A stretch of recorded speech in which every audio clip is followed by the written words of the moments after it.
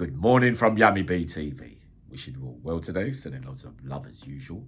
Now, like I said yesterday and this morning, I start my first ever psychological profiling of some of those legendary killers from way back in the day and during my long stay in those institutions. And it is my belief and my opinion that the greatest hitman to have ever graced the cates, if you like, was Victor Castigador. 4 reasons, which I'm going to explain in a minute, from start to finish, my first part 1 and my interactions with him and everything I saw and heard over that long period of time.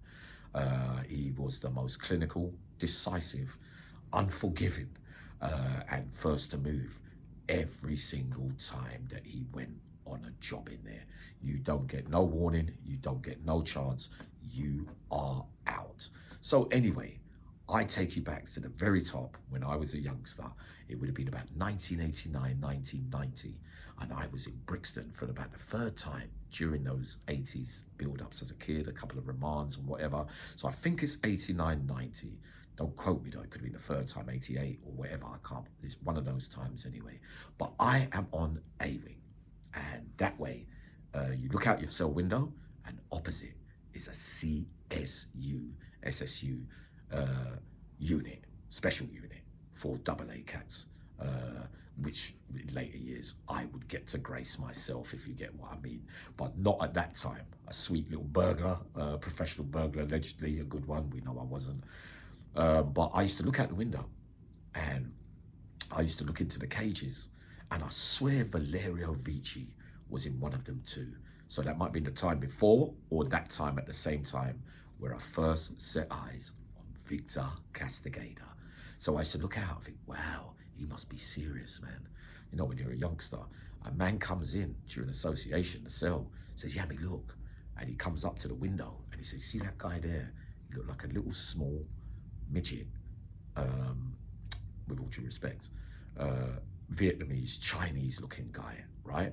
And he used to sit in the middle of the yard on his own, which that's how it works in those units, and looked like he was meditating.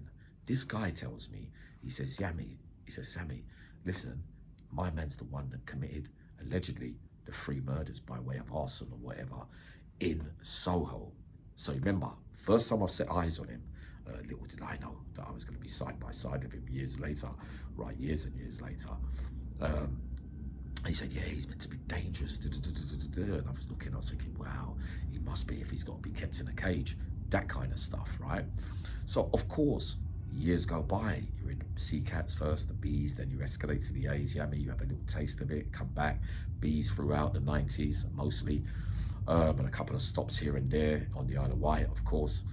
And then I reach the Cat A's, and he is going from one place to another, as he always did, right? So, first interactions with him, we had one thing in common, of course. We both smoked the rubbish, right?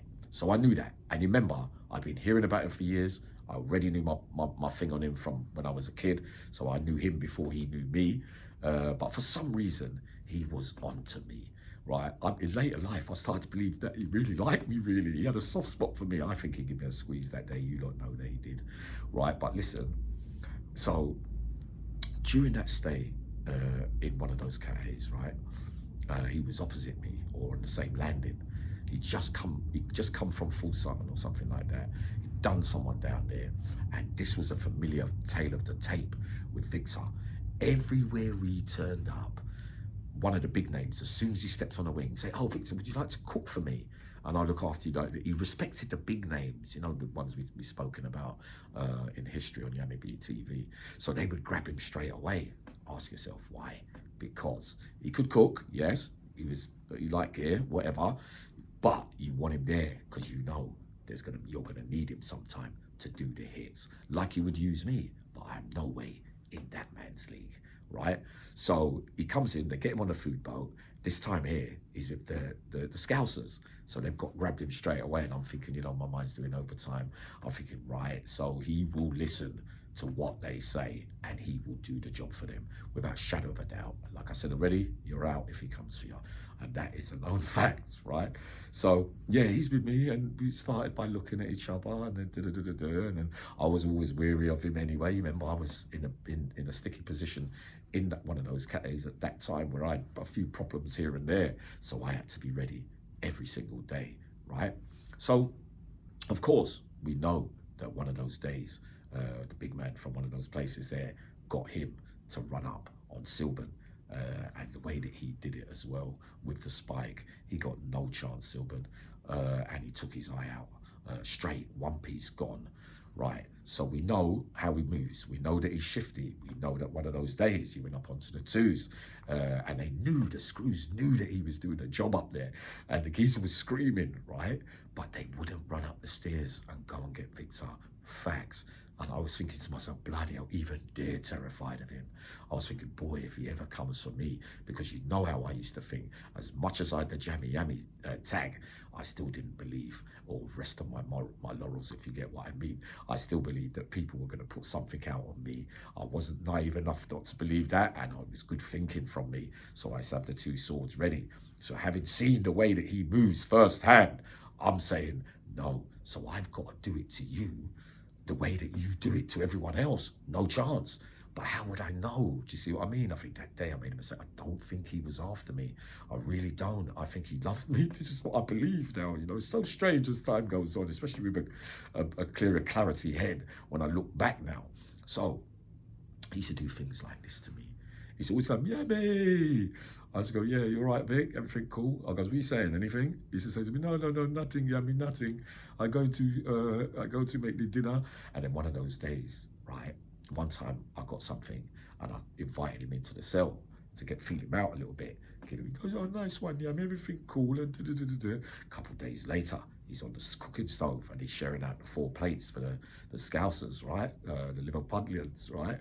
You know they are as well. And he said, Yummy, you want a bowl? You want this? I said, no.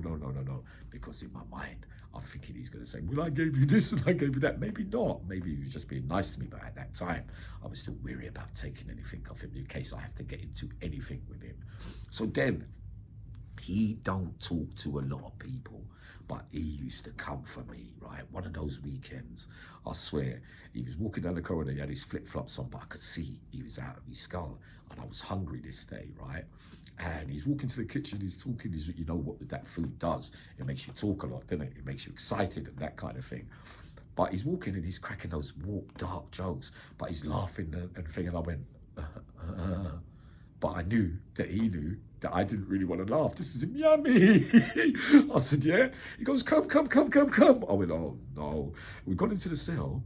He's sat down on the bed. I sat in the chair, right?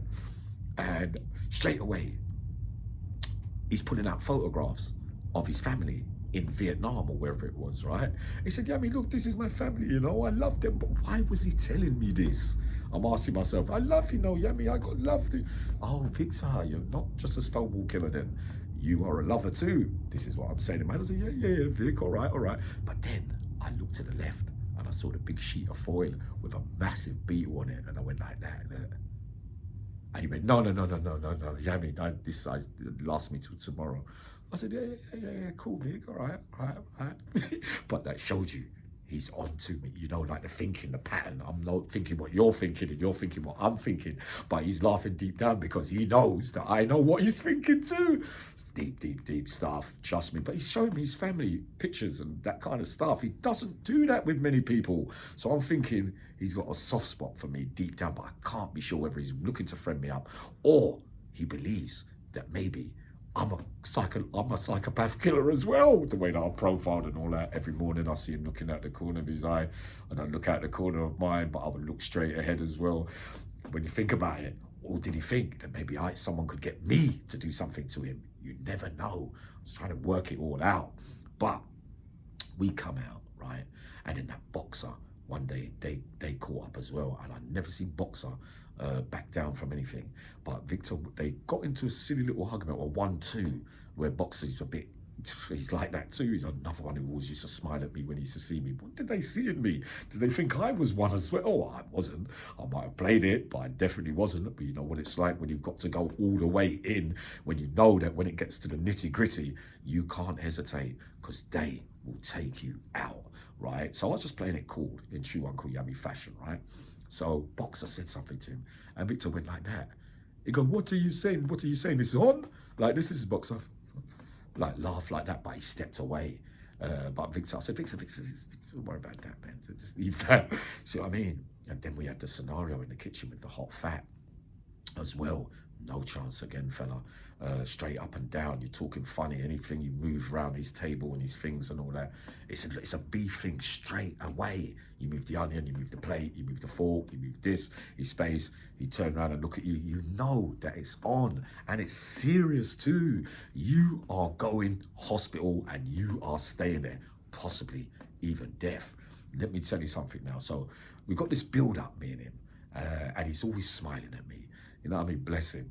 And I'm always laughing at him, but he's on edge all the time with me, but he's trying to prove to me that, no, Yummy, I'm not, it's not that, my boy, I love you, don't worry about it. He's coming with that. And I'm thinking, is this a trap or whatever? Do you know what I mean? But in later life, I start to believe that he actually did it. You see what I mean? He probably had a soft spot, even though he could do me. You know that Victor, he could do all that. You're not going to win there, Yummy. But I would have done a hectic one, to be honest, right? And I tried one, didn't I? Come unstuck. I got lucky that day. But during that time as well, remember, this is going on year after year after year in those cates, stabbing, head, hospital, chest, fat, screws, all the lot, but they respected him and did listen to him and did everything that he wanted. They did everything for him, if anything. It was more like, okay, Victor, it's all right. You do, you know, they called like Care Bear to him. The man spent his whole life in there, the screws, but really they knew you didn't want to cross him because why? He had nothing to lose and knew that he was never getting out because of the way that he's done his bird and the crimes and all that kind of stuff, and allegedly other things too. So then we get around to when he went and done the sex offender, killed him stone dead in the workshop, apparently, allegedly, right, and got another life sentence. He never gave him no chance either, apparently, allegedly, if you get what I mean. But the reason why Uncle Yummy says, I never met no one as clinical as that, is that when he sets off to do something, he's looking to take you out. It's as simple with me and a few of those other little smaller hitmen that would just do a little scratch or run behind. You know, it's like some half-hearted thing, you know what I mean? Or just for a little, small little, but it's not a real killing like that, you see what I mean? So with him, any disrespect, he takes it badly. I believe so on some of those crimes as well, Uncle Yummy says, allegedly, you know, and reports that he takes rejection really bad, and if you say something, the wrong thing, it's just that he doesn't want to feel belittled. Where does it all come from? I say, boy, I don't know, but I know whatever happened in that life, because I'm hearing along those crimes as well now, just to top it all off. Can you believe that I have an angel follower who is my real life sister now, and her husband is my brother too, and have looked after me for the whole couple of years during this journey. They met him before the Soho murders. He was working in a cafe or a waiter or something like that and lost his job or something like that. But he used to come round their house and teach the kids jiu-jitsu. And the big man's telling me now that, yeah, I mean, one day he might even come on my show, you know. Powerful story this man has. Boy, from way, way back in the day, coming through, don't never say never when we get this thing organized. He said, yeah, I mean, when I heard you talk about him on your thing, I just started to remember. And he said he knew something was funny. But at first he was all right with the kids. So Victor was all right that way. So we knew that I added up all the dots again. He was a Kung Fu expert from way, way back in the day, without a shadow of a doubt, because they saw it firsthand, and I've got more knowledge on this growing up stage from him when he came to England, blah, blah, blah, the kind of personnel that he came across as, and putting it all together. But they spotted it too. There was something not completely right. And then when they heard what happened, wow, he was gone forever. But me personally, Uncle Yummy tells you today, sadly, rest in peace now. Victor died natural causes in the end. That like many men do when they go to prison for years and years and years on that prison diet, amongst other things. You're living with yourself, picking up things, you know, you catch things and you die. But really, in the history of prison itself and the cates, I say, without a shadow of a doubt, the most deadliest, the most dangerous, probably ill as well, greatest hitman. Life has taken away a man that everybody in there now could breathe a sigh of relief. Sad to say this, but he was that dangerous. So coming up more, probably more drama, but sending you loads of love.